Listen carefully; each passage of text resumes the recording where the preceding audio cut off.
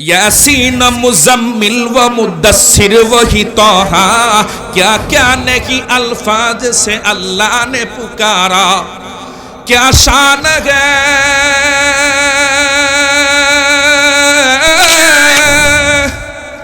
क्या शान है उसकी जो उम्मी लक़बी है।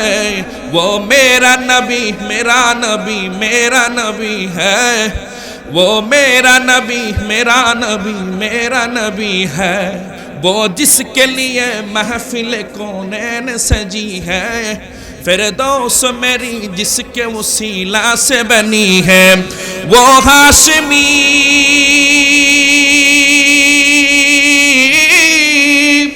वो हाशमी मक्की मदनीउल अरबी है। वो मेरा नबी मेरा नबी मेरा नबी है। वो मेरा नबी मेरा नबी मेरा नबी है। वो मेरा नबी है। আল্লাহু আকবার। আমার নবীর কাছে আসছে কতবার? ২৪,০০০ বার। সুবহানাল্লাহ বলে না? জিবরিল আমিন ফেরেশতা সব নবীদের কাছে আল্লাহর পক্ষ থেকে ওহী নিয়ে আসতেন। হযরত জিবরিল আমিন ফেরেশতা আদম আলাইহিস সালামের কাছে আসছেন সর্বমোট সারা জীবনে ১২ বার। হযরত ইদ্রিস আলাইহিস সালামের কাছে আসছেন ৩০ বার। হযরত নূহ আলাইহিস সালামের কাছে আসছেন ৫০ বার। হযরত ইব্রাহিম আলাইহিস সালামের কাছে আসছেন ৪২ বার। হযরত শুআয়ব আলাইহিস সালামের কাছে আসছেন ১০ বার। হযরত আইয়ুব আলাইহিস সালামের কাছে আসছেন ১০ বার। হযরত লূত আলাইহিস সালামের কাছে আসছেন ১০ বার। হযরত মুসা আলাইহিস সালামের কাছে আসছেন ৪০০ বার। হযরত ঈসা আলাইহিস সালামের কাছে আসছেন ১০ বার। আর আমার নবী জনাবে মুহাম্মদুর রাসূলুল্লাহ আহমদ মুস্তাফা মুহাম্মদ মুস্তাফা সাইয়্যিদুল কাউনাইন আখিরুল আম্বিয়া খাতামুল মুরসালিন জনাবে মুহাম্মদুর রাসূলুল্লাহ সাল্লাল্লাহু আলাইহি ওয়াসাল্লামের কাছে 23 বছরের জিন্দেগিতে জিবরিল আমিন ফেরেশতা আসছে ২৪,০০০ বার। ও खजाना बाला खाना शान शौकत क्या हुई। कैसे कैसे खूबसूरत रानिया शहजादिया। तन बदन सब गल गई है शक्ल सूरत क्या हुई। तन बदन सब गल गई है शक्ल सूरत क्या हुई। कुजा फिरआउन कुजा नमरूद कुजा कारून शुद हमान। कुजा शौकत शहनशाह कुजा तख्ते सुलेमान। कुजा शौकत शहनशाह कुजा तख्ते সুলাইমান। পবিত্র কোরআনে আলহামদু শব্দ দ্বারা ৫টা সূরা আল্লাহ তাআলা নাজিল করেছেন। যেই সূরাগুলোর শুরুতে আলহামদু আছে ৫টা সূরা। ১ নাম্বার সূরা ফাতিহা, ২ নাম্বার সূরা আনআম, ৩ নাম্বার সূরাতুল কাহাফ, ৪ নাম্বার সূরাতুস সাবা, ৫ নাম্বার সূরাতু ফাতির। কোরআন শরীফের এই ৫টা সূরা আলহামদু শব্দ দ্বারা শুরু হয়েছে। বলেন সুবহানাল্লাহ। শুধু তাই নয়, সূরা ফাতিহা সূরা আলহামদু দিয়ে ৫টা সূরা শুরু হয়েছে। তার ভিতরে একটা সূরা হলো সূরাতু ফাতির। এবার আসেন আমার সাথে আনুষ্ঠানিকতার মধ্য দিয়ে এই সূরার ভিতরে প্রবেশ করব। সবাই আমার সাথে বলেন আউযু বিল্লাহি মিনাশ শাইতানির রাজীম। বিসমিল্লাহির রহমানির রহিম। বিতাড়িত শয়তান থেকে আল্লাহর কাছে পানা চাই। পরম করুণাময় অসীম দয়ালু আল্লাহর নামে শুরু করছি। সবাই আমার সাথে যতটুকু পারেন ততটুকু বলেন আলহামদুলিল্লাহি ফাতিরিস সামাওয়াতি ওয়াল আরদ জাইলিল মালাইকাতি রুসুলা। আল্লাহু আকবার। মাশাআল্লাহ। আলহামদুলিল্লাহ এই শব্দ দ্বারা সূরা ফাতির শুরু হয়েছে। আলহামদুলিল্লাহর ইতিহাসটা আপনাদেরকে শোনায়া দেই। আমাদের সর্বপ্রথম যেই মানুষ যার থেকে আমরা পৃথিবীর সমস্ত মানুষ হয়েছি, মানব ইতিহাসের প্রথম মানুষ, তার নাম হযরতে আদম আলাইহিস সালাম। জোরে বলেন কি নাম? না বলেন হযরতে আদম, বলেন আলাইহিস সালাম।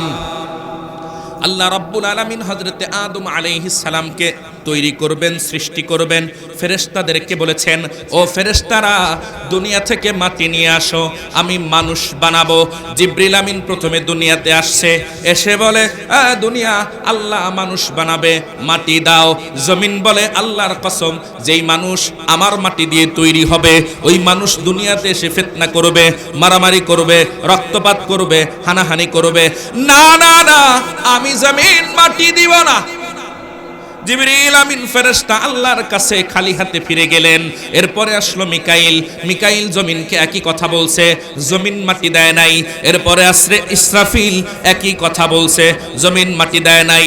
লাস্টে আল্লাহ তাআলা পাঠাইছে হযরতে আজরাইলকে। বলেন সুবহানাল্লাহ। লাস্টে কারে পাঠাইলো? আজরাইল। জমিন এসে বলে, জমিন আল্লাহ মানুষ বানাবে, মাটি চাই। জমিন বলে আল্লাহর কসম আমি মাটি দিব না। আজরাইল বলে, আগের 3 ফেরেশতার মতো আমারে মনে করছো যে তুমি দিবা না বললে আমি চলে যাব। আল্লাহর কসম করে বলি, মাটি না নিয়ে আমি আজরাইল যাব না। একটা থাপ্পড় মারছে জমিনের উপরে, পুরা জমিন। খলাকাল ইনসান মিন সলসালিম মিন তিন, জমিনের উপরিভাগ আজরাইলের হাতের মুঠোর ভিতরে চলে আসছে। বলেন সুবহানাল্লাহ। পুরা জমিনের উপরিভাগ। ও ভাই, উপরের একটা আলাদা মজা আছে না নাই? দুধের মজা বেশি না সরের মজা বেশি? দইয়ের নিচে মজা বেশি না উপরে মজা বেশি? তার মানে উপরের একটা আলাদা দাম আছে না নাই? আমাদেরকে আল্লাহ তাআলা বানাইছেন জমিনের উপরিভাগের মাটি দিয়ে। মারহাবা কর। এবার দেখবেন জমিনের কোন কোন জায়গায় মাটি লাল, কোন কোন জায়গায় মাটি এরকম শ্যাম বর্ণের, কোন কোন জায়গায় মাটি সাদা ধূসর বর্ণের, কোন কোন জায়গায় মাটির আরো কালো মাটি আছে। এইরকম মাটির কালারের ভিন্নতা আছে না নাই? জোরসে বলেন আছে না নাই? এই জন্য দেখবেন মানুষের ভিতরে বিভিন্ন কালার।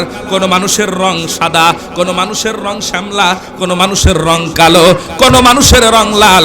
মাটির রঙের সাথে মিলে আল্লাহ মানুষ বানাইছে। এবার হযরতে আদম আলাইহিস সালামকে বানানো হলো। হযরতে আদমকে আল্লাহ রাব্বুল আলামিন শরীরের স্ট্রাকচার বানাইছে, এখনো রূহ দান করেন নাই, জীবন দান করেন নাই। এই স্ট্রাকচারটা, রূহবিহীন বডিটা একটা মরুভূমির ভিতরে ফালায় রাখছে। প্রতিদিন বৃষ্টিতে ভিজে, প্রতিদিন রোদ্রে পুড়ে, জান এখনো দেওয়া হয় নাই। 1 দিন 2 দিন 3 দিন 4 দিন 5 দিন 7 দিন চলে যায়, 1-2 বছর চলে যায়। যাইতে যাইতে 40 বছর পার হয়ে গেছে। আদম আলাইহিস সালামের দেহটাকে ওই মরুভূমির ভিতরে ফালায় রাখছেন কে? কত বছর? আরো জোরে বলেন। নোক্তা নোক্তা নোক্তা। এখান থেকে বোঝা যায়, তাফসীরের কিতাবের ভিতরে লেখে, সর্বপ্রথম পুরুষ মানুষ হযরতে আদম আলাইহিস সালাম, যাকে বানানোর পরে মরুভূমির ভিতর আল্লাহ ফালায় রাখছে 40 বছর। প্রতিদিন বৃষ্টিতে ভিজেছে, রোদ্রে পুড়েছে, বৃষ্টিতে ভিজেছে, রোদ্রে পুড়েছে। ইনডাইরেক্টলি আল্লাহ দুনিয়ার মানুষকে মেসেজ দেয়, দুনিয়ার মানুষরা, পুরুষ জাতি, তোর বাবা আদম সর্বপ্রথম পুরুষ মানুষ, তাকে আমি বানাইয়া 40 বছর মরুভূমিতে ফালায় রাখছি। প্রতিদিন বৃষ্টিতে ভিজাইছি, প্রতিদিন রোদ্রে পুড়াইছি। জেনেটিক্যালি ভাবে, সৃষ্টিগত ভাবে পুরুষ মানুষকে খেতে খামারে কাজ করার শক্তি দিয়েছি। ফ্যামিলি চালাইতে গিয়ে, টাকা উপার্জন করতে গিয়ে মাঝে মাঝে তাকে রোদ্রে পুড়তে হবে, কোনোদিন তাকে বৃষ্টিতে ভিজতে হবে। এই শক্তি আমি আল্লাহ পুরুষ মানুষকে জাতিগতভাবে দিয়ে দিছি। মারহাবা কয় না? আরো জোরে। এবার আদম আলাইহিস সালামকে 40 বছর পর আল্লাহ রূহ দান করছে। সুবহানাল্লাহ গণ। তুমি মাটির আদমকে প্রথম সৃষ্টি করিয়া ঘোষণা করিয়া দিলে শ্রেষ্ঠ বলিয়া, তাই নূরের ফেরেশতা করে আদমকে সিজদা, তাই নূরের ফেরেশতা করে আদমকে সিজদা। তুমি সবার উপরে দিলে মাটির মানুষকে সম্মান। আল্লাহু আল্লাহু তুমি জাল্লে জালালু, শেষ করা তো যায় না গে তোমার গুণগান। আল্লাহু আল্লাহু, আল্লাহু আকবার। আদম আলাইহিস সালামকে রূহ দিলেন, শরীরের ভিতরে রুহুবিহীন শরীরটা 40 বছর পরে রুহু পেয়েছে। রুহু যখন আদমের ভিতরে গেছে, সর্বপ্রথম মানুষ, একটু ভাবেন এর আগে কোনো মানুষ আল্লাহর সৃষ্টি জগতে কেউ ছিল না, সর্বপ্রথম মানুষ, রুহুবিহীন মানুষ। এইবার রুহু দিছে, জান দিছে, কি হবে আল্লাহ তাআলা তাকায় আছে, ফেরেশতারা তাকায় আছে, আল্লাহর সৃষ্টিকুল সবাই তাকায় আছে। মানুষ নামক এই জন্তুটাকে আল্লাহ আজকে রুহু দান করবে। যেই দিন আল্লাহ রাব্বুল আলামিন আদম আলাইহিস সালামকে রুহু দান করেছে, যেই না রুহু আদমের ভিতরে গেছে, সঙ্গে সঙ্গে আদম দুইটা চোখ খুলে বলে হাসি আলহামদুলিল্লাহ, সুবহানাল্লাহ বলে। যেই না রুহু গেছে, জীবনটা প্রথমে পাওয়ার পরেই কি দিছে? একটা হাসি দিছে। কি দিছে? হাসি দেওয়ার সঙ্গে সঙ্গে বলছে আলহামদুলিল্লাহ, সুবহানাল্লাহ বলেন। মুসলমান, এই সূরার তাফসীরের ভিতরে তাফসীরে রুহুল মাআনি ওয়ালা আল্লামা সৈয়দ মাহমুদ আলুসি আল বাগদাদি আল হানাফি বলেন, মানব ইতিহাসের সর্বপ্রথম মানুষ সর্বপ্রথম যেই শব্দ মুখ থেকে বের করেছে, সেই শব্দ ছিল আলহামদুলিল্লাহ। তাহলে মানব ইতিহাসের সর্বপ্রথম শব্দ কি ছিল? কথা কয় না। যেই না আদম আলাইহিস সালাম আলহামদুলিল্লাহ বলেছে, সঙ্গে সঙ্গে আল্লাহ তাআলা বলেন ইয়ারহামুকাল্লাহ। আল্লাহ কি বলছেন? মুখস্থ করেন, ইয়ারহামুকাল্লাহ। কি বলছে? আদম আলাইহিস সালাম কি বললেন? আলহামদুলিল্লাহ। আল্লাহ তাআলা কি বললেন? ইয়ারহামুকাল্লাহ। এজন্য শরীয়তের মাসআলা হলো, কোন ব্যক্তি যদি হাসি দেয়, হাসি দেওয়ার সঙ্গে সঙ্গে আলহামদুলিল্লাহ বলা সুন্নাত। কি বলছি? মুখস্থ করবেন, সারা জীবন এটা মনে রাখতে হবে, সারা জীবন বলেন। কোন ব্যক্তি যদি হাসি দেয়, হাসি আমরা সবাই দেই তো নাকি? এমন কেউ আছেন যে হাসি দেন না? দেখি হাত তোলেন। মাশাআল্লাহ, এক ভাই পাওয়া গেছে। ওরে ধরে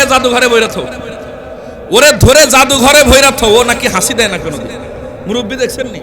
কিছুদিন জাদুঘরে থাকা দরকার না নাকি? বোঝে নাই। আচ্ছা বলেন, আমরা সবাই হাসি দেই কি দেই না? হাসি দিলে কি বলতে হবে? বলে না, সবাই বলে না, আরো জোরে বলেন। হাসি দেওয়ার সঙ্গে সঙ্গে আলহামদুলিল্লাহ এটা বলা সুন্নাত। আর যেই লোকটা হাসি শুনবে, আলহামদুলিল্লাহ শুনবে, ইয়ারহামুকাল্লাহ বলা ওয়াজিব।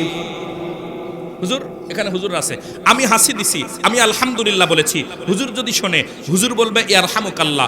আমার জন্য আলহামদুলিল্লাহ বলা সুন্নাত, হুজুরের জন্য ইয়ারহামুকাল্লাহ বলা ওয়াজিব। কেন? আলহামদুলিল্লাহ বলেছিলেন আদম, আর ইয়ারহামুকাল্লাহ বলেছিলেন আল্লাহ। আদমের কথা হয়েছে সুন্নাত, আল্লাহর কথা হয়েছে ওয়াজিব। সুবহানাল্লাহ বলেন। কথা কি বুঝাতে পারতেছি? এবার বলেন তো, হাসি দিলে কি বলবেন? আর যে শুনবে সে কি বলবে? ইয়ারহামুকাল্লাহ। মাশাআল্লাহ। হযরত ইমাম আহমদ ইবনে হাম্বলের নাম শুনেছেন। একটা সুন্নাত, একটা ওয়াজিবকে কি পরিমাণ গুরুত্ব দিতেন তারা, দেখেন। হযরত ইমাম আহমদ ইবনে হাম্বল রাহমাতুল্লাহি আলাইহি একদিন নৌকা যোগে কোনো এক জায়গায় যাচ্ছেন, আপনাদের এলাকার মতো। মনে করেন ওই পার থেকে নৌকা নিয়ে এই পারে আসতেছেন, আর একটা নৌকা পাশ দিয়ে এই পার থেকে ওই পারে যাচ্ছে। এক নৌকা আসে, আর এক নৌকা যায়। যেই নৌকা যাচ্ছে, এই নৌকায় একটা লোক বসেছিল, সে হাসি দিয়ে বলছে আলহামদুলিল্লাহ। আর যেই নৌকা আসতেছে, ওই নৌকায় আহমদ ইবনে হাম্বল বসে ওই আলহামদুলিল্লাহ শুনেছে। এবার বলেন দেখি, যিনি শুনেছে তার জন্য ইয়ারহামুকাল্লাহ বলা কি? মাশাআল্লাহ, আপনারা আওয়াজ বুঝেন। কিন্তু নৌকা এমন জোরে যাচ্ছে, আলহামদুলিল্লাহ শুনছে, সে যে ইয়ারহামুকাল্লাহ বলবে তার আগেই পার হয়ে গেছে। চিন্তা করছেন? এবার তো আলহামদুলিল্লাহ বলা ওয়াজিব, লোকটাকে তো শোনায় বলতে পারলাম না, কি করা যায়? আহমদ ইবনে হাম্বল এই গাড়িতে আসছে, এই পারে আসার পরে নদীর কিনারায় আসছে, ঘাটে আসছে, আরেকটা নৌকা ভাড়া করছে 10 দিরহাম, বর্তমান বাজার দর অনুযায়ী 3000 টাকা দিয়ে আরেকটা নৌকা ভাড়া করছে। দ্রুতগামী নৌকা ভাড়া করে ওই নৌকাকে ধরছে, তারপরে ওই লোকটার সামনাসামনি গিয়ে শোনাইছে ইয়ারহামুকাল্লাহ। এজন্য বলেন এই আমলগুলোর দাম আছে না নাই? আরো জোরে বলেন। এবার বলেন সব কাজে ভালো কাজে বলবো আলহামদুলিল্লাহ, বলবো তো? আপনাকে যদি কেউ জিগায় কেমন আছেন, কি বলবেন? যদি বলে ব্যবসা বাণিজ্য কেমন চলতেছে, কি বলবেন? যদি বলে মাদ্রাসা কেমন চলতেছে, কি বলবেন? যদি বলে আপনার সন্তান কেমন আছে, কি বলবেন? না না না, বহু মানুষ আছে এমন, তার কাছে কোনোদিন আলহামদুলিল্লাহ শোনা যায় না। যখনই জিজ্ঞেস করি কেমন আছেন, আরে ভাই আর জিগায় না, না মইরা কোনো মধ্যে পাইছে আছে। আছে না নাই? এমন মানুষ আছে না নাই? বহু মানুষ আমার জীবনে পেয়েছি, তার জবান দিয়ে কখনো আলহামদুলিল্লাহ বের হয় না। আরে ভাই, সুখে হোক দুঃখে হোক সর্ব অবস্থায় শুকরিয়া কা, আরো জোরে। এজন্য সব অবস্থায় আলহামদুলিল্লাহ বলবেন তো ইনশাআল্লাহ। বলেন। এক রাজার ঘটনা শোনাই। হাকিমুল উম্মাত মুজাদ্দিদুদ্দিন ওয়াল মিল্লাত শাহ আশরাফ আলী থানভী রাহমাতুল্লাহি আলাইহি কুতুবাতে হাকিমুল উম্মাতের ভিতরে ঘটনা লিখছেন। এক দেশে এক রাজা ছিল, মুসলিম রাজা। সেই রাজার মন্ত্রী মিনিস্টারের ভিতরে একজন গুরুত্বপূর্ণ মন্ত্রী ছিল, রাজার সাথে সব সময় সফর করত।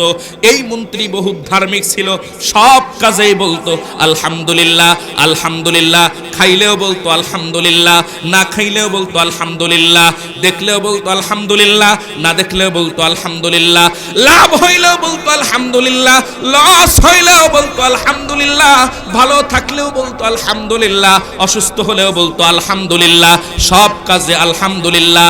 একদিন বাদশা শিকার করার জন্য জঙ্গলে গেছে, তীর মারতে যায় কোনো মতে তার আঙ্গুল কেটে গেছে। বাদশার এই আঙ্গুল একটা কেটে গেছে। এই পর্যন্ত সফর সঙ্গী ছিল সেই মন্ত্রী। মন্ত্রীকে এসে বলে, ও মন্ত্রী, আমার তো একটা আঙ্গুল কেটে গেছে। মন্ত্রী বলে আলহামদুলিল্লাহ। বলেন তো বাদশা রাখবে কিনা? বেটা, আমার আঙ্গুল কাটছে, তুই বলস আলহামদুলিল্লাহ, তার মানে আমার দুঃখে তুই খুশি হইছস?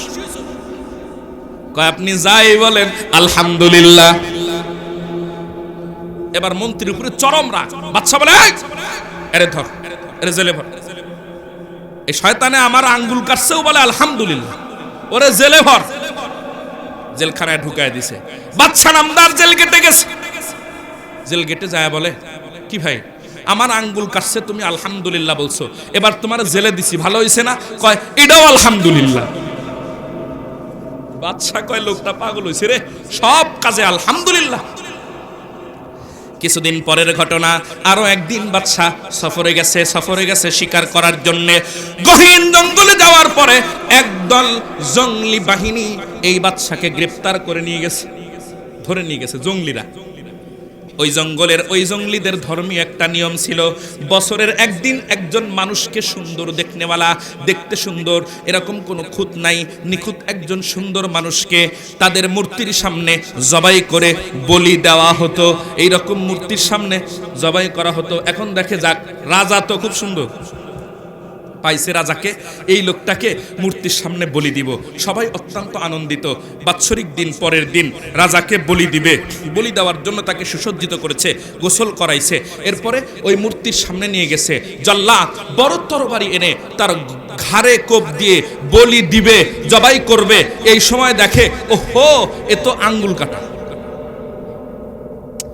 জল্লাদে কয়, কি ব্যাপারে, এই খুদওয়ালা মানুষ, যার শরীরে ত্রুটি আছে, এমন মানুষকে যদি আমরা বলি দেই, আমাদের মূর্তি তো নারাজ হবে, এই লোকটাকে ছেড়ে দাও, ওকে বলি দেওয়া যাবে না। আল্লাহু আকবার। এই লোকটা নিজের বলি হওয়া থেকে, জবাই হওয়া থেকে মুক্তি পাইল। কিসের কারণে? আঙ্গুল কাটার কারণে। ও বুঝতে পারছে আমার মন্ত্রী যে আলহামদুলিল্লাহ বলছিল, আজকে তার প্রমাণ পাইলা। দৌড়া গেছে ওই মন্ত্রীর কাছে জেল গেট থেকে তাকে খুলে বের করে বুকের সাথে জড়ায় ধরে বলে, আরে মন্ত্রী, আমার আঙ্গুল কাটার পরে তুই যে আলহামদুলিল্লাহ বলেছিলি, আজকে আমি তার প্রমাণ পাইছি। আল্লাহ যদি মানুষকে কষ্ট দেয় তাও সেটা কল্যাণের জন্য, আল্লাহ যদি কারো ক্ষতি করে তাও সেটা কল্যাণের জন্য। আল্লাহ যা করেন সব কাজে আলহামদুলিল্লাহ বলতে হয়। আজ যদি আমার আঙ্গুল না কাটা থাকতো, আজকে তো আমি জবাই হয়ে যেতাম। তুই যে আলহামদুলিল্লাহ বলছস, এটার ব্যাখ্যা আমার বুঝে আসছে। তবে মন্ত্রী, তোর আরেকটা কথা আমার বুঝে আসে নাই, জেলখানায় ঢুকানোর পরে এটারেও তুই আলহামদুলিল্লাহ বলছিলি কেন? মন্ত্রী বলে, বাদশা নামদার, আমি তো সব সময় আপনার সাথে সফর সঙ্গী থাকি। এই যাত্রায় আপনি যে শিকার করতে গেছেন, আমি যদি জেলের বাহিরে থাকতাম, আমি তো আপনার সাথেই থাকতাম। আপনার আঙ্গুল কাটার কারণে বলি দেয় নাই, আমার তো শরীরে কোনো খুদ নাই, আমাকে তো ঠিকই তারা জবাই দিয়ে দিত। এই জন্য আমারে জেলখানায় পাঠাইছেন, এই জন্য আলহামদুলিল্লাহ। এবার বলেন, আমরা চোখে দেখি অনেক জিনিস যেটা আমার জন্য কল্যাণকর, কিন্তু না, এর ভিতরে কল্যাণ নাই।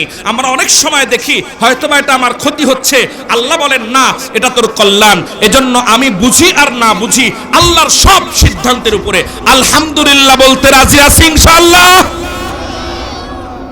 এবার আসেন, আল্লাহ তাআলা বলেন, আলহামদুলিল্লাহি ফাতিরিস সামাওয়াতি ওয়াল আরদ। তাফসীর কাকে বলে আজকে একটু বুঝতেছেন তো নাকি? এমনে কোরআনের তাফসীর করতে হয়। আলহামদুলিল্লাহি ফাতিরিস সামাওয়াতি ওয়াল আরদ। ফাতিরিস সামাওয়াত, সামাউন মানে হলো আসমান, এর বহুবচন সামাওয়াত।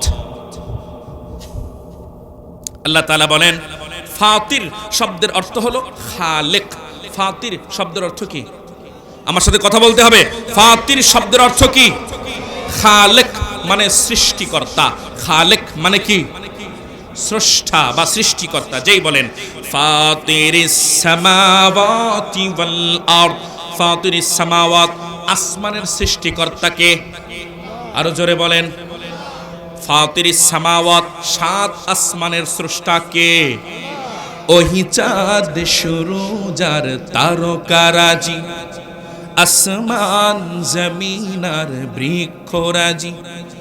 ওই চাঁদ সুরুজ আর তারকারাজি, আসমান জমিন আর বৃক্ষরাজি। সাগর নদী পর্বতরাজি, সৃজিলে তুমি সব তোমারই তো দান। ও গো রহিম রহমান, তুমি মহামহিয়ান। ও গো রহিম রহমান, তুমি মহামহিয়ান। আল্লাহু আকবার।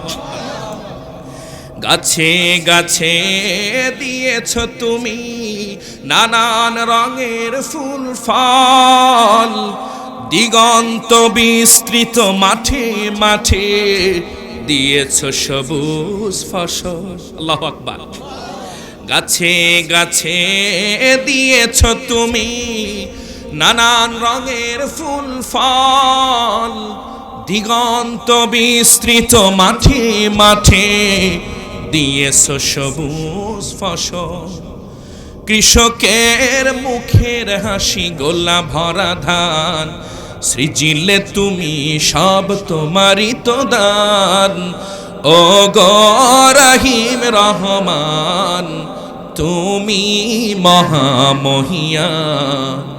ওই চাঁদ সুরুজ আর তারকারাজি, আসমান জমিন আর বৃক্ষরাজি। সাগর নদী পর্বতরাজি, সৃজিলে তুমি সব তোমারই তো দান। ও গো রহিম রহমান, তুমি মহামহিয়ান। ও গো রহিম রহমান, তুমি মহামহিয়ান। আল্লাহু আকবার। তাইলে ফাতিরিস সামাওয়াতি ওয়াল আরদ, আসমানের স্রষ্টাকে, জমিনের স্রষ্টাকে, ওয়াল আরদ, এই আয়াতের তাফসীরের ভিতরে লেখে আসমান তো আল্লাহ তাআলা বানিয়েছেন, জমিন আল্লাহ কেমনে বানাইছেন একটু শোনেন। তাফসীরের কিতাবের ভিতরে লেখে এই জমিন, এক সময় জমিন ছিল না, সারা দুনিয়ার সবকিছু পানি ছিল, এখনো কিন্তু 73% পানি আর বাকি হলো মাটি। তার মানে 4 ভাগের 3 ভাগ হলো পানি, বাকি হলো মাটি। মুসলমান বন্ধু, বিজ্ঞান বলে, আল্লাহর কোরআনের তাফসীর বলে, এই পৃথিবীতে এক সময় মাটি বলতে কিছু ছিল না, সব ছিল পানি আর পানি, যতদূর চোখ যায় পানি আর পানি, মাটি বলতে কিচ্ছু ছিল না। এক সময় দেখা গেল এই পানি মাঝখানে, ঠিক মাঝখানে, পানির মাঝখানে, সাগরের মাঝখানে একটা গোল পাক পড়ছে। পাক, আপনারা নদী এলাকার মানুষ, এটা ভালো বুঝবেন, মাঝে মাঝে নদীর ভিতরে পাক পড়ে কিনা? পড়ে না। একটা ঘূর্ণায়মান পাক পড়ছে। সমুদ্র যেহেতু কোনো চতুর্দিকে কুল কিনারা নাই, এটার পাকটাও অনেক বিশাল হয়েছে, বিশাল আকারের পাক পড়ছে। এর মাঝখানে আবার বুদবুদ বুদবুদ বুদবুদ মানে ওই যে ফেনা উঠে গেছে, ফেনা পাক পড়ার পর মাঝখানে ফেনা উঠে না, এরকম ফেনা উঠে গেছে। ফেনাগুলো আস্তে আস্তে আস্তে আস্তে শক্ত হওয়া শুরু করছে, এরপরে আস্তে আস্তে আস্তে আস্তে বিস্তীর্ণ হওয়া শুরু করছে, চতুর্দিকে ঘুরে, আর মাঝখানে ফেনাগুলো শক্ত হয়েছে। ওই জায়গা থেকে এই জমিন অর্থাৎ মাটির সূচনা হয়েছে। ফাতিরিস সামাওয়াতি ওয়াল আরদ, ইয়াতের তাফসীরের ভিতরে তাফসীরে মাআরিফুল কোরআন আল্লামা শফি রাহমাতুল্লাহি আলাইহি লিখে, এইভাবে যখন জমিন হয়ে গেছে, বেশ আস্তে আস্তে আস্তে আস্তে জমিনটা অনেক বড় হয়ে গেছে, কিন্তু পানির উপরে জমিন এইরকম নড়াচড়া করে। এমত অবস্থায় আল্লাহ রাব্বুল আলামিন ফেরেশতাদেরকে বলছে, ও আমার ফেরেশতারা, জমিন তো বানাইলাম, এই জায়গায় একটা ঘর বানাও, যেই ঘরের নাম হবে বাইতুল্লাহ, সর্বপ্রথম ঘর। আল্লাহ তাআলা কোরআনের ভিতরে বলেন, ইন্না আউওয়ালা বাইতিন উদিআ লিন-নাস লাল্লাযী বিবাক্কাতা মুবারাকা ওয়া হুদাল লিল আলামিন। ওই সামান্য একটু মাটির ভিতরে মাঝখানে আল্লাহর হুকুমে ফেরেশতারা একটা ঘর বানায়, যার নাম হলো বাইতুল্লাহ। এই ঘরে ফেরেশতারা তাওয়াফ করে, কিন্তু মাটি এইভাবে হেলাদোলা করে, কারণ পানি আর পানি, চতুর্দিকে কোনো বেড়া নাই, কিচ্ছু নাই, ভাসমান পানির উপরে অল্প একটু মাটি, এর উপরে পৃথিবীর প্রথম ঘর বাইতুল্লাহ। তাওয়াফকারীরা ভয় পায় কখন যেন পানির নিচে ডুবে যায়। আল্লাহ তাআলা বলেন, ওয়াল জিবালা আওতাদা, আমি তখন পাহাড় ওই জমিনের উপরে এমন ভাবে মেরে দিলাম, জমিন নড়াচড়া বন্ধ হয়ে গেল। পাহাড় হলো জমিনের পেরেক। পেরেক বুঝেন? পেরেক, এই যে তক্তা, এটা যে এর সাথে লেগে আছে, এর সাথে পেরেক আছে না নাই? পেরেক সাইড দিয়ে থাকে, ঠিক না? পেরেক মাঝখানে নয়, কোথায় থাকে? আবার যদি অনেক বড় টেবিল হয়, তাহলে মাঝখানেও পেরেকের প্রয়োজন। কথা বলে না। পেরেক থাকে কোন দিক দিয়ে? সাইড দিয়ে না। এই জন্য দেখবেন সমুদ্র কিনারাবর্তী অঞ্চলগুলোতে পাহাড় বেশি, যেমন কক্সবাজার পাহাড় বেশি, চট্টগ্রাম পাহাড় বেশি। সুবহানাল্লাহ কয় না? তার মানে জমিনের কিনারাগুলোতে আল্লাহ পেরাক মাইরা দিছে। আবার তক্তা যদি অনেক বড় হয়, মাঝখানেও পেরাক লাগে। জমিনের মাঝখান হলো মিডল ইস্টের সৌদি আরব, ওই জায়গাও পাহাড় নামের পেরাক আছে না নাই? কি ভাই সুবহানাল্লাহ বলেন না? আল্লাহু আকবার। আল্লাহ তাআলা বলেন, ফাতিরিস সামাওয়াতি ওয়াল আরদ জাইলিল মালাইকাতি রুসুলা, আমি আল্লাহ ফেরেশতাদেরকে বানাইছি রাসূলদের কাছে বার্তাবাহক হিসাবে। ফেরেশতাদেরকে বার্তাবাহক বানিয়েছেন কেন? আল্লাহ তাআলা কি বলেন? জাইলিল মালাইকাতি রুসুলা, আমি ফেরেশতাদেরকে বানাইছি বার্তাবাহক। ফেরেশতারা নবীদের কাছে ওহী নিয়ে আসতেন। ওহী বাহক ছিলেন হযরত জিবরাইল। কি নাম? জোরসে বলেন, আরো জোরে বলেন, আরো জোরে। জিবরাইল আমিন ফেরেশতা নবীদের কাছে বার্তা নিয়ে আসতেন।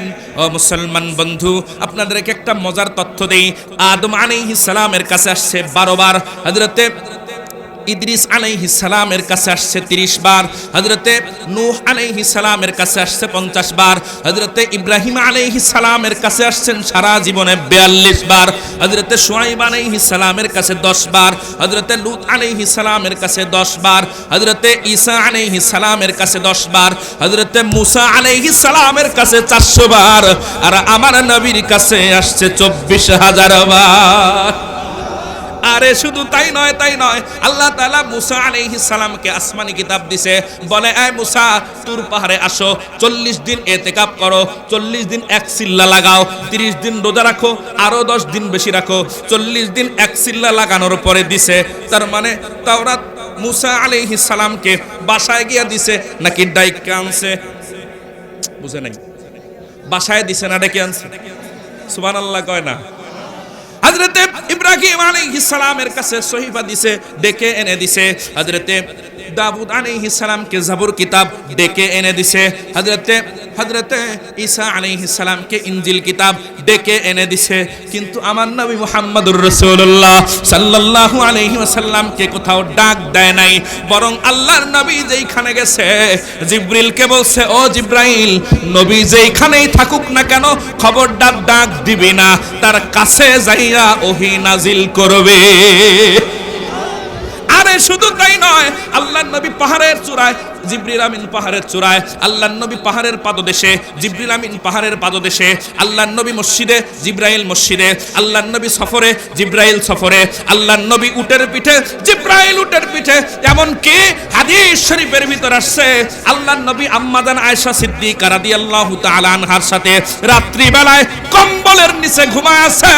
আল্লাহ বলে, ও জিবরাইল, আয়াত নাজিল করতে হবে, নবীকে ডাক দিবা না, স্ত্রীর লগে আরামে শুয়ে আছে, ওই জায়গায় কম্বলের ভিতরে গিয়ে ওহী নাজিল করো। আল্লাহু আকবার কাবীরা।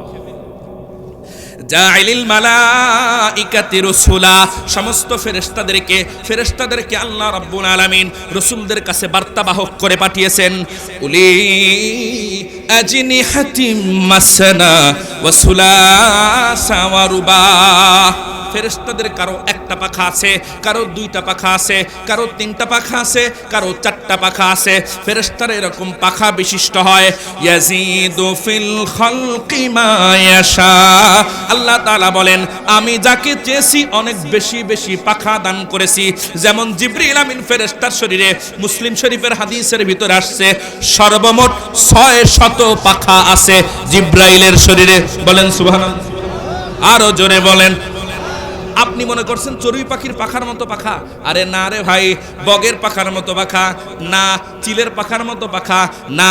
জিবরিল আমিনের শরীরে যে 600 পাখা আছে, আল্লাহর নবী বলেন, একটা পাখা যদি জিবরিল আমিন টান করে দেয়, গোটা দুনিয়া জিবরাইলের এক পাখার নিচে পড়ে যায়। এবার এই রকম পাখা আছে কতটা? আরো জোরে। এইবার বলেন, এই রকম পাখা যার শরীরে 600টা, এই শরীরটা না জানি কত বড়। আল্লাহু আকবার, আল্লাহু আকবার। আয়াতের তাফসীরের ভিতরে লিখছে, সাহাবীদের ফেরেশতাদের বর্ণনা দিছে, হযরতে আজরাইল কত বড়, আজরাইল কত বড়। ও মুসলমান, মনোযোগ দিয়ে শুনেন। আমাদের দেখবেন একই দিন এখানে একজন মানুষ মারা গেছে, চিলমারি একজন মারা গেছে, রৌমারে একজন মারা গেছে, সিরাজগঞ্জে একজন মরছে, ঢাকায় একজন মরছে, ইন্ডিয়াতে একজন মরছে, সৌদি আরবে একজন মরছে।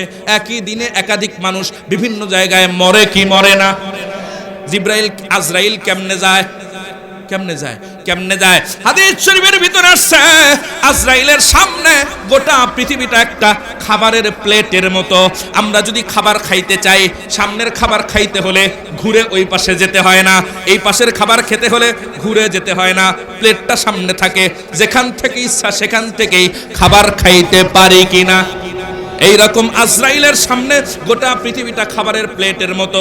যখন যেখানে যার জান কবজ করার হুকুম হয়, জিবরাইলের কোথাও যাইতে হয় না, এইখানে এক জায়গায় বসে থেকেই জান কবজ করতে পারে।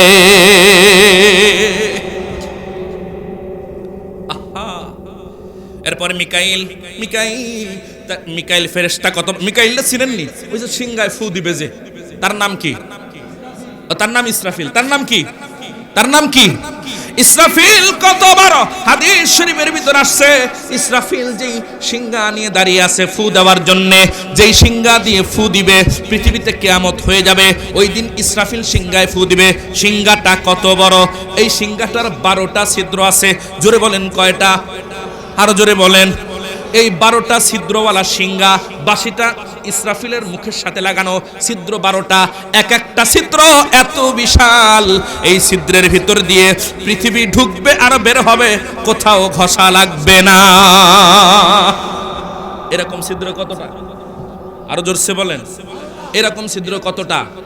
এবার বলেন দেখি, এইরকম বড় বড় 12টা ছিদ্রওয়ালা বাঁশিটা কত বড়?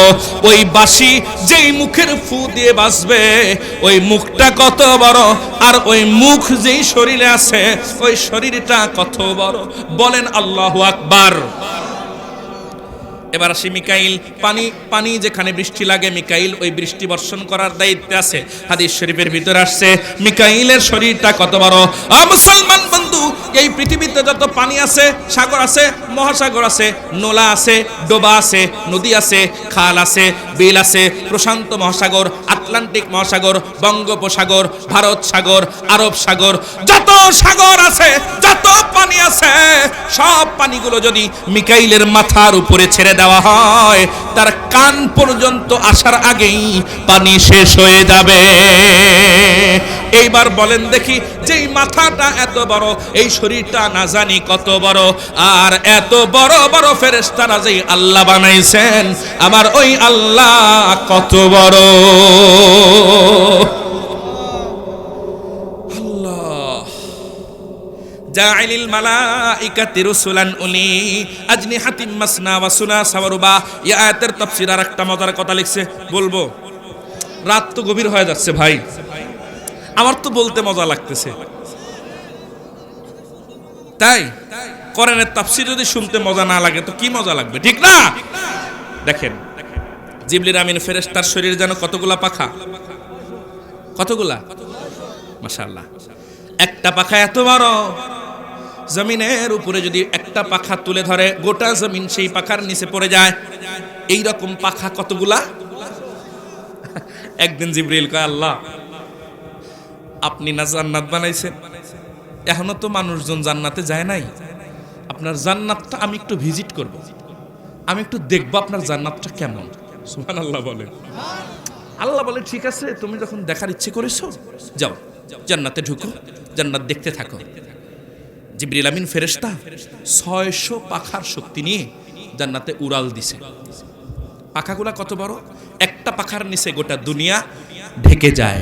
এইরকম 600 পাখা নিয়ে জিবরাইল উড়াল দেওয়া শুরু করছে আমাদের জন্য তৈরি জান্নাতে। সুবহানাল্লাহ। হাসিয়াতুস সাবি, তাফসীর জালালাইনের হাসিয়ার নাম হলো হাসিয়াতুস সাবি। এই হাসিয়াতুস সাবির ভিতরে আসছে জিবরিল 600 পাখার শক্তি নিয়ে জান্নাত দেখার জন্য উড়াল দিয়েছে। একদিন, 2 দিন, 3 দিন, 4 দিন, 5 দিন, 6 দিন, 7 দিন, 1 সপ্তাহ, 1 মাস, 2 মাস, 3 মাস, 1 বছর, 2 বছর, 3 বছর, এইভাবে যাইতে যাইতে উড়তে উড়তে একাধারে 1000 বছর জিবরিল আমিন ফেরেশতা উড়ছে। জান্নাতের কোনো কুল কিনারা জিবরাইল খুঁজে পায় নাই। আল্লাহকে কয়, ও আল্লাহ, আপনি আমারে কোথায় পাঠাইলেন? জান্নাতের ভিতরে নাকি বালাখানা আছে, হুরগিলবান আছে, ফল আছে, এরপরে আরো কত নাজ নিয়ামত আছে, নহর আছে, আমি তো দেখতেছি খালি মরুভূমি, বালুর চর। সুবহানাল্লাহ বলেন না? বালুর চর। ও মুসলমান বন্ধু, ঘরের সামনে একটু উঠান থাকলে, বাড়ির সামনে উঠান থাকলে ওই বাড়ির সৌন্দর্য বাড়ে না কমে? কথা কয় না? বাড়ির সামনে উঠান, উঠান থাকলে সৌন্দর্য বাড়ে না? তো জান্নাত তো সুন্দর জায়গা, জান্নাতের উঠান আছে না নাই? আল্লাহ আপনার জান্নাতের এ তো মানে কোথায় পাঠাইলেন? এ তো শুধু বালুর মতো মরুভূমি, কিচ্ছু নাই। হুরগেলমান কই, নাজ নেয়ামত কই, ঝর্ণা কই? আল্লাহ বলে, ওরে জিবরাইল, 1000 বছর উড়ছো তো উড়ছো, আমার জান্নাতের সামনে যেই সেহেন আছে, আমার জান্নাতের সামনে যেই উঠান আছে, ওই উঠান তো পার করতে পারো নাই। কয় আল্লাহ আপনার জান্নাত আমি দেখাই ছাড়বো, আমার পাওয়ার ডাবল বানায় দেন, আমি এবার উড়াল দিব ডাবল শক্তি নিয়ে। আগে ছিল কতশো পাখা, আল্লাহ বলছে দাও ডাবল পাওয়ার, এবার কতশো পাখা, 1200 পাখার শক্তি নিয়ে জিবরাইল আবার 1000 বছর উড়ছে। ওই মরুভূমি তো শেষ হয় না। আল্লাহ, আমি বুঝছি এখনো আপনার জান্নাতের বারান্দা শেষ হয় নাই, আপনি আমার পাওয়ার আরো ডাবল বানায় দেন, আমি দেখেই ছাড়বো। এবার আল্লাহ বলছেন যাও, আরো দ্বিগুণ বাড়াইলাম। এবার পাখা হইছে কত, এই চড়ুই পাখির মতো পাখা তো নাকি, এক একটা পাখা পুরা দুনিয়ার চাইতেও বড়, সুবহানাল্লাহ কয় না? এইরকম 2400 পাখার শক্তি নিয়ে আরো 1000 বছর উড়ছে। জান্নাতের বারান্দা শেষ হয় নাই। এবার দেখে একটা ঝিলকানি আলোর একটা ঝলক দেখে গেল। জিবরিল আমিন বলে আল্লাহ, আপনার জান্নাতের বাউন্ডারি ওয়ালের লাইট দেখে আলাইছি, ওই যে একটা আলো দেখছি। আল্লাহ বলে আরে জিবরাইল, না না না, তুমি 3000 বছর উড়ছো। প্রথমে 600 পাখার শক্তি নিয়ে, তারপরে 1200 পাখার শক্তি নিয়ে, তারপরে 2400 পাখার শক্তি নিয়ে 3000 বছর উড়ছো, যে আমার জান্নাতের বারান্দাও শেষ করতে পারো নাই। বলে আল্লাহ, তাইলে আলোর ঝলকানি দেখলাম। জিবরাইল, তোমার পাগলামি দেখা আমার তৈরি জান্নাতের একটা হুর তোমার পাগলামি দেখা মুস্কি হাসি দিছে, তার দাঁতের ঝলকানি তোমার চোখে লাগছে।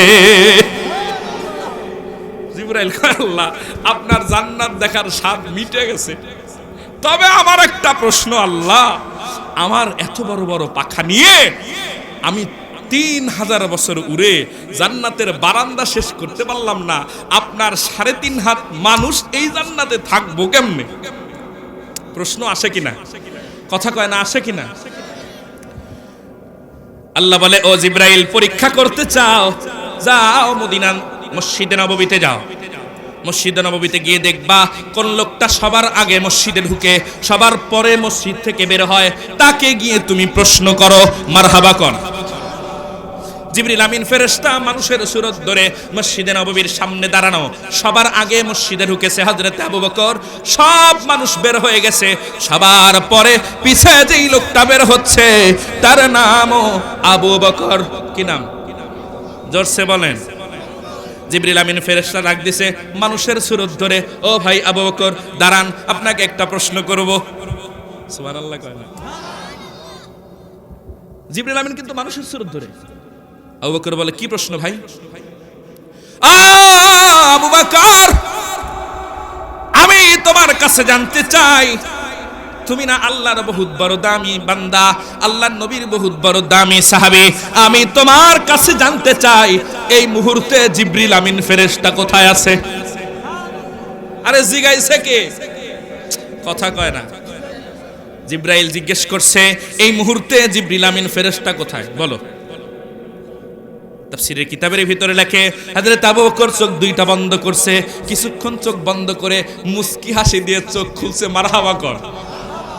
কিছুক্ষণ চোখ বন্ধ করেছিল, এরপরে মুস্কি হাসি দিয়ে চোখ খুলে বলে, আমার সামনে যে আছো শোনো, কান পেতে শোনো, আমি চোখ দুইটা বন্ধ করে গোটা দুনিয়ার সব জায়গায় দেখলাম, আখিরাতের সব জায়গায় দেখলাম, আসমানের সব জায়গায় দেখলাম, আরশ কুরসি লৌহ কালাম সব দেখলাম, জান্নাত দেখলাম, জাহান্নাম দেখলাম, কোথাও জিবরাইল নাই, বাকি আছি আমি আর তুমি।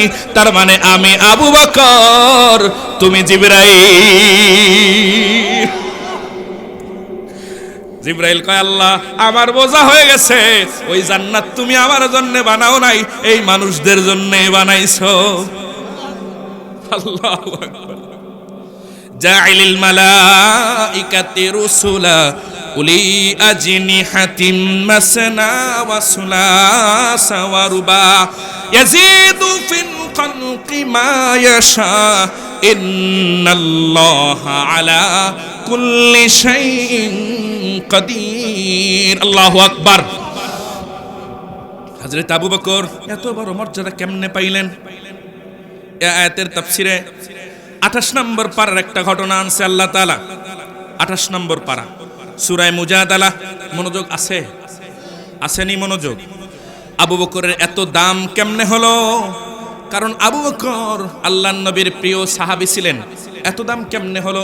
কারণ তিনি ছিলেন আল্লাহর নবীর প্রিয় সাহাবী, এই জন্য এত দাম। মনোযোগ।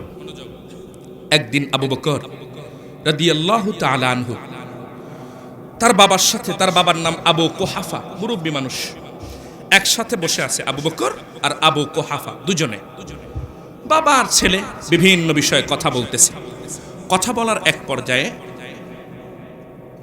আবু বকরের বাবা আবু কুহাফা নবীজির নামে একটা কটূক্তিমূলক কথা বলেছে।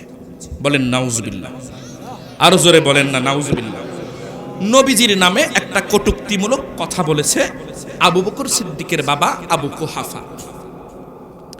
আবু বকর সিদ্দিক এইভাবে হাতা ঘুষাইছে, আমার দিকে তাকান, এমনি হাতা ঘুষাইছে, ঘুষায়া এই হাতটা দূরে এনে বাবারে একটা থাপ্পড় মারছে।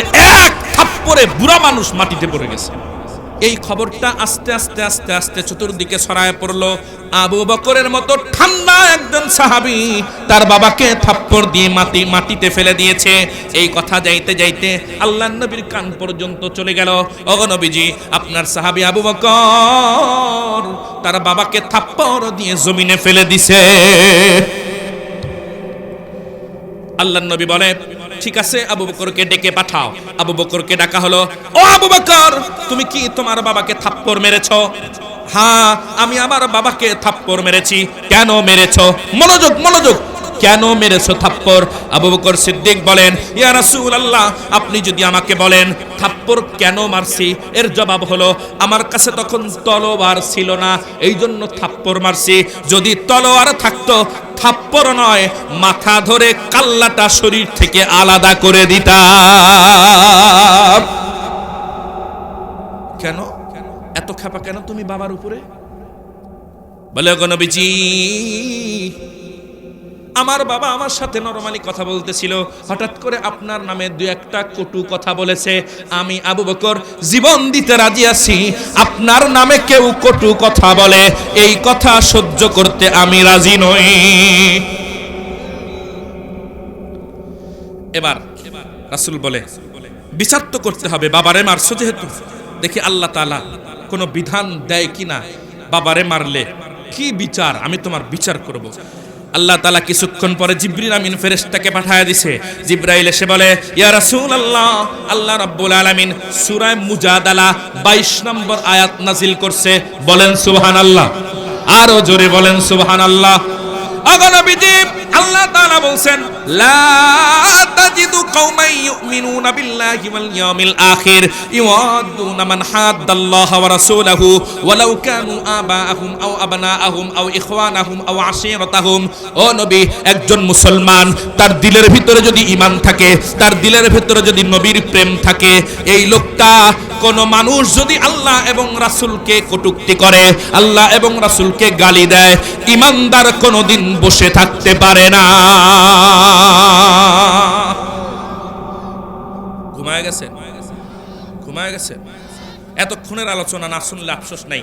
এখন যেগুলো বলবো কথাগুলো মনোযোগ দিয়ে শুনতে হবে ইনশাআল্লাহ। ইনশাআল্লাহ শেষ, আর বেশি রাত করব না, অনেক রাত হয়ে গেছে অলরেডি।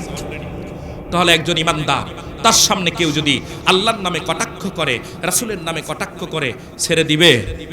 কথা বলে না, ছেড়ে দিবে? আপনাদের চরাঞ্চলে কেউ যদি আল্লাহর নবীর নামে ফেসবুকে উস্কানিমূলক বক্তব্য লিখে, আল্লাহর নবীর চরিত্রের বিরুদ্ধে লিখে, এই মামলা কি থানায় যাওয়ার দরকার আছে, নাকি আপনারাই বিচার করবেন? সিদ্ধান্ত নেন।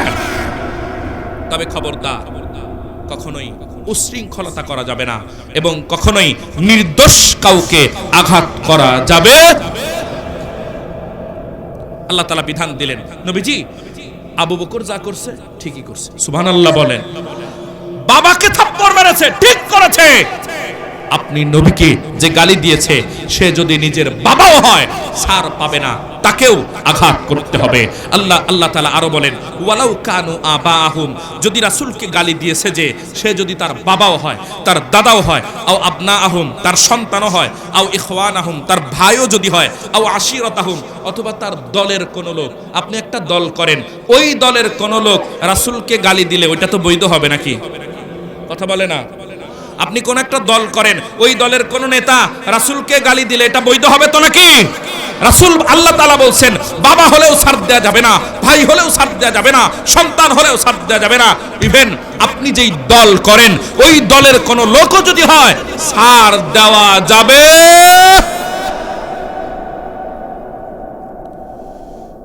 শুধু তাই নয়, আল্লাহ তাআলা আরো বললেন, ও নবী, কেউ যদি নবীজির চরিত্রের উপরে কথা বলে, নবীজিকে কটাক্ষ করে, আর তাৎক্ষণিক যদি কেউ তার বিচার নিজে করে, আল্লাহ তাআলা তাকে 5টা পুরস্কারে পুরস্কৃত করবে। সুবহানাল্লাহ। কয়টা পুরস্কার? 1 নাম্বার, এই কথাগুলো কি আমার কথা? বলে না। এই সূরা মুজাদালা কি আমার কথা? কার কথা? দোষ যদি দিতে হয় তারে দেন। আমি তো শুধু কোরআনের তরজমা করতেছি, ঠিক কি না? কথা বলে না। আপনি মোবাইল খুলেন, সূরা মুজাদালার 22 নম্বর আয়াতের তরজমা পড়েন, দেখেন আমার কথার সাথে মিলে কিনা। যদি মিলে আমারে দোষ দিতে পারবেন না, দোষ দিলে আল্লাহরে দেন। কি বলেন, ঠিক কিনা? আল্লাহ তাআলা বলেন, রাসূল, কেউ যদি আপনাকে গালি দেয়, আপনাকে কটাক্ষ করে, আর তার যদি কেউ বিচার করে, আমি আল্লাহ তাকে 5টা পুরস্কারে পুরস্কৃত করব। 1 নাম্বার, উলাইকা কাতাবা ফি কুলুবিহিমুল ঈমান, তার কলবের ভিতরে আমি ঈমান নামক দৌলত লিখে দিব। বলেন সুবহানাল্লাহ। শুধু তাই নয়, ওয়াইয়াদাহুম বিরূহিম মিন, তার নিরাপত্তার জন্য আমি একজন ফেরেশতা সার্বক্ষণিক তার বডিগার্ড হিসাবে নিযুক্ত করে দিব। 3 নাম্বার, ওয়াইদখিলুহুম জান্নাতিন তাজরি মিন তাহতিহাল আনহার খালিদিনা ফিহা, তাকে আমি একটা এমন জান্নাতের মালিক বানায় দিব যেই জান্নাতের তলদেশ দিয়ে নহর প্রবাহিত হতে থাকে। শুধু তাই নয়, 4 নাম্বার, রাদিয়াল্লাহু আনহুম ওয়া রাদু আন, আমি আল্লাহ তার উপরে সন্তুষ্ট হয়ে যাব। সুবহানাল্লাহ বলেন। 5 নাম্বার, উলাইকা হিজবুল্লাহ, আমি তাকে আমার দলের লোক হিসাবে ঘোষণা দিয়ে দিই।